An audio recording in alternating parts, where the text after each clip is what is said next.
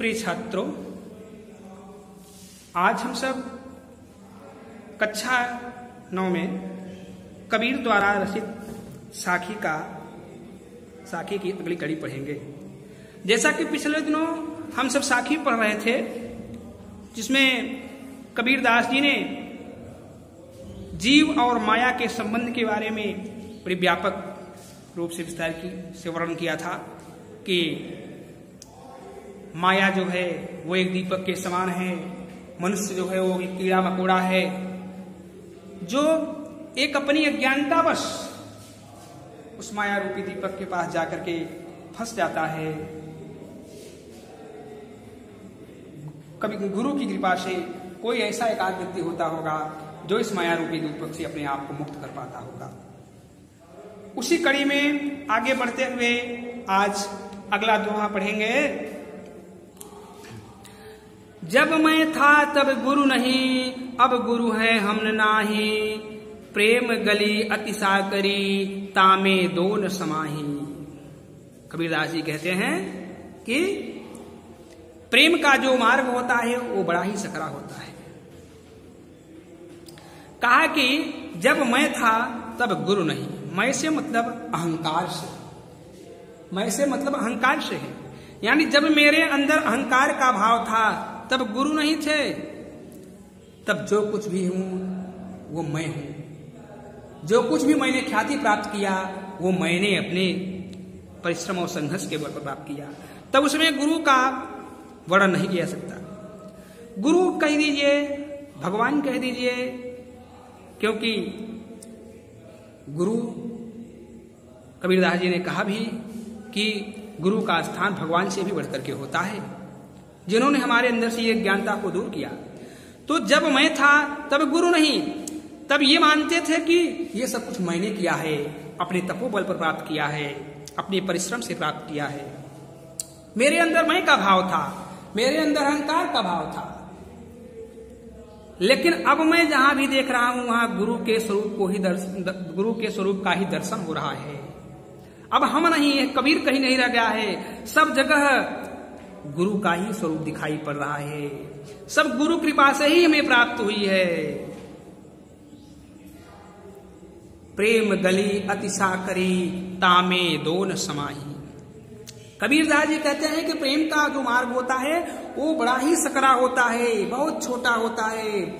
उसमें दो व्यक्ति एक साथ प्रवेश नहीं कर सकते, अर्थात वहां अहंकार भी रहे और गुरु का स्थान भी रहे, तो दोनों एक साथ नहीं रह सकते।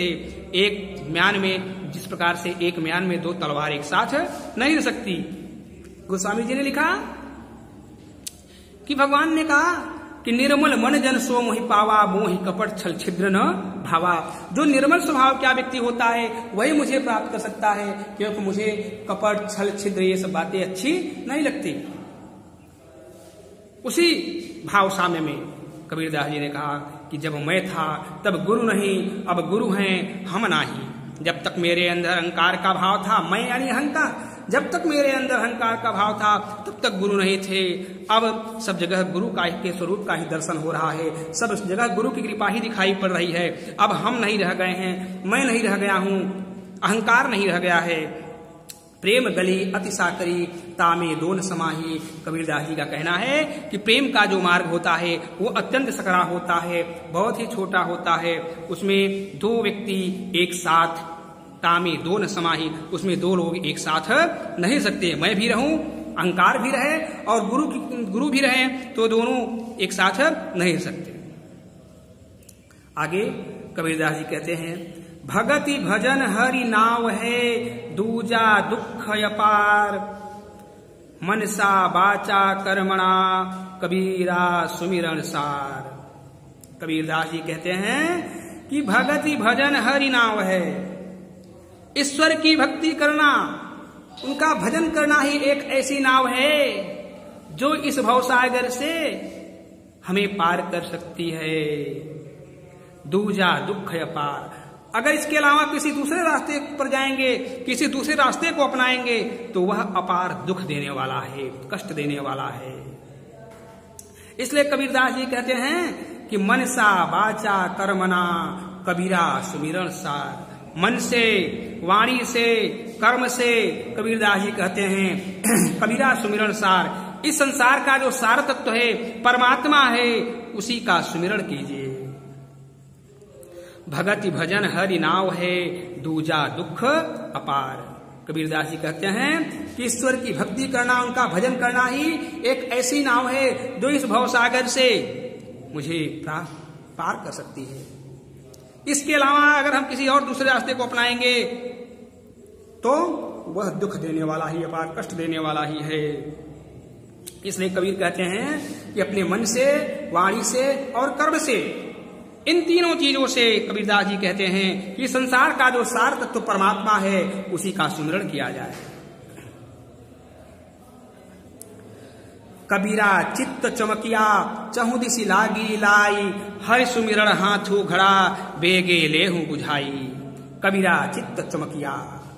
कबीरदास जी कहते हैं कि ये चित्त, ये मन बड़ा ही चंचल होता है। ये मन बड़ा ही चंचल होता है। इसके चारों ओर, चहुदिशी, चारों दिशाओं की ओर सांसारिक विषय वासना रूपी आग लगी हुई है।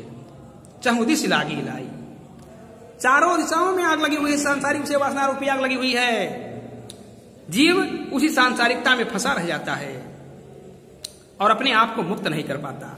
कबीरदास जी कहते हैं ये मन बड़ा चंचल होता है।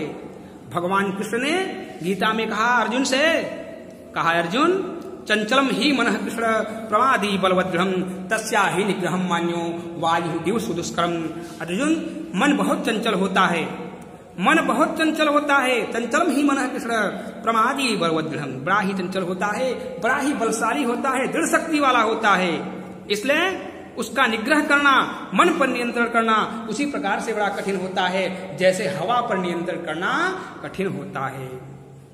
कबीरदास जी लिखा कि कबीरा चित्त चमकिया चहु दिशि लागी लाई, हरि सुमिरण हाथू घड़ा बेगे लेहू बुझाई। कबीरदास कहते हैं कि मन बड़ा ही चंचल होता है।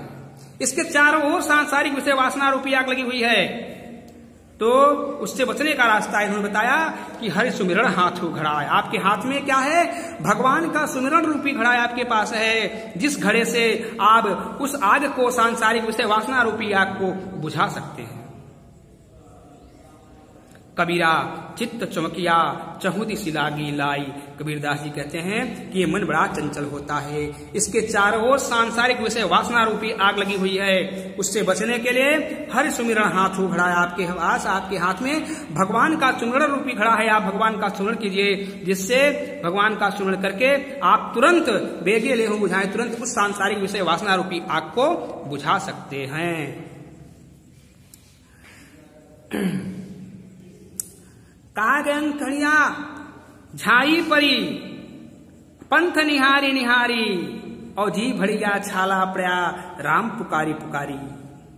कबीरदास कहते हैं कि भक्ति का मार्ग बड़ा ही कठिन है। भक्ति का मार्ग बड़ा ही कठिन है। लंबा भावसाम्य में कबीरदास जी ने कहा था कि लंबा मार्ग दूर घर विकट पंथ बहुमार, कहो संत्यों क्यों पाइए दुर्लभ है दीदार। तो अंखड़िया झाई पड़ी माने ईश्वर का दर्शन करने के लिए रात दिन आंख खोले खोले तपस्या करते करते आंखों में झाई पड़ गई है। उनके रास्ते का पंथानी रास्ता देखते देखते कब दर्शन हो जाए, आंखों में झाई पड़ गई। कबीरदास जी कहते हैं कि ईश्वर को देखते रहते, ईश्वर का इंतजार करते करते, एक तक रास्ते का इंतजार करते करते कब ईश्वर का दर्शन होगा, आंखों में झाई पड़ गई है। और उनका नाम लेते लेते जी भड़िया छाला पड़ा, राम का राम पुकारते पुकारते, राम नाम का सुमिरन करते करते जीभों में छाले पड़ गए हैं। इसलिए कबीर ने कहा कि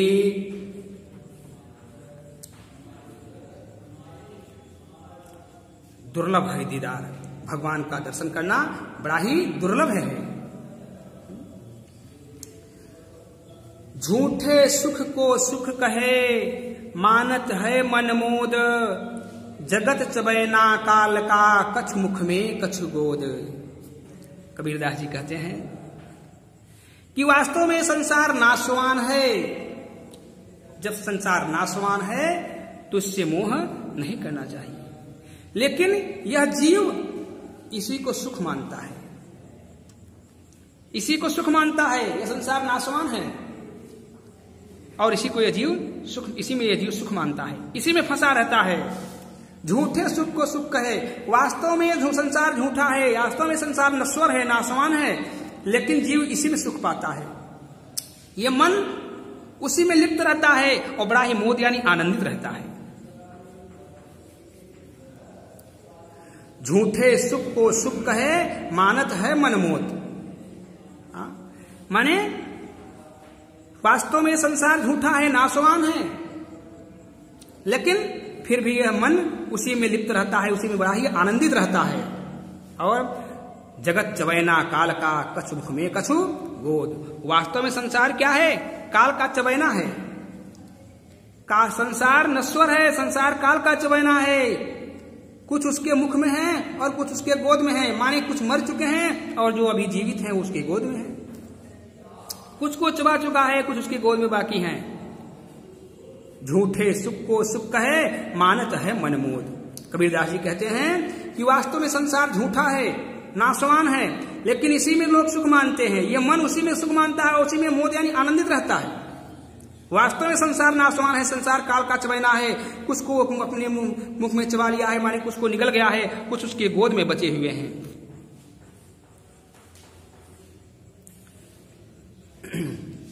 जब मैं था तब हरि नहीं, अब हरि है मैं नहीं। सब अंधियारा मिट गया जब दीपक देखा माही। कबीरदास जी कहते हैं जब मैं था, यानी जब तक मेरे अंदर मैं का भाव था, अहंकार का भाव था, तब हरि नहीं, तब ईश्वर का दर्शन नहीं दिखाई पड़ रहा था। ईश्वर नहीं, तब सब कुछ मैंने किया है, ऐसा मेरे मन के अंदर भाव था। और गोस्वामी जी ने लिखा भी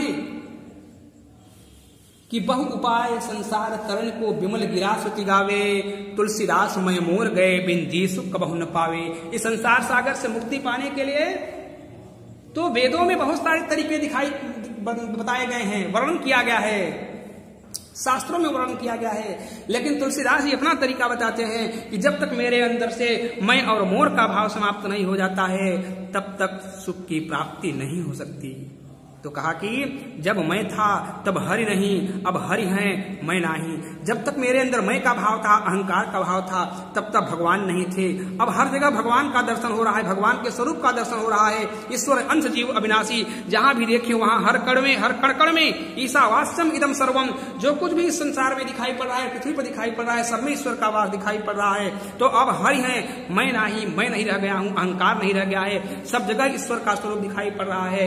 हरि व्यापक सर्वत्र समाना, सब अंधियारा मिट गया जब दीपक देखा माही। जब गुरु की कृपा हुई, ज्ञान का दीपक, ज्ञान का प्रकाश हमारे अंदर जगा, तो हमारे अंदर जो भी अंधियारा था, माने जो भी अज्ञानताएं थी, जो भी दुर्गुण थे, जो भी बुराइयां थी, सब अपने आप समाप्त हो गई।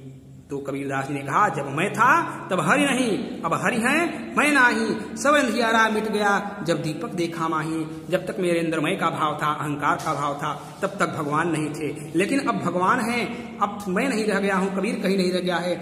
जब सब अंधियारा मिट गया जब दीपक देखा माही। जब हमारे अंदर गुरु की कृपा से ज्ञान का प्रकाश जगा, ज्ञान का दीपक जला, तो मेरे अंदर जो भी अज्ञानताएं थी, जो भी दुर्गुण थे, जो भी बुराइयां थी, सब अपने आप समाप्त हो गई। इस प्रकार से आज इतने पदों की व्याख्या हुई, इतने दोहों की व्याख्या हुई।